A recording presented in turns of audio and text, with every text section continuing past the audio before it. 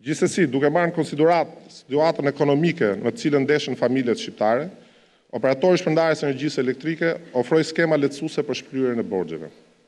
Kjo qasje fleksibël e kompanisë u krijoi mundësinë mbi 358.000 abonentëve familjar të firmosin akt marrëveshje për shlyerjen e borxheve me këste.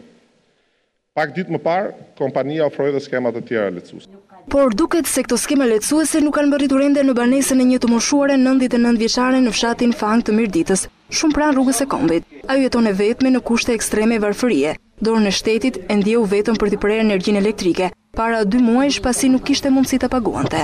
E moshuara 99 vjeçare tregon se e vetmi ardhur për të është pensioni prej 7.000 lekësh të reja, me të cilat i duhet të sigurojë bukën e gojës. I kam presë, s'kam pagu paret, unë ku t'i marr paret.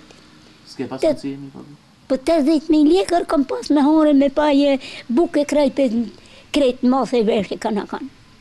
Me 80.000 lekë, a mund rësh?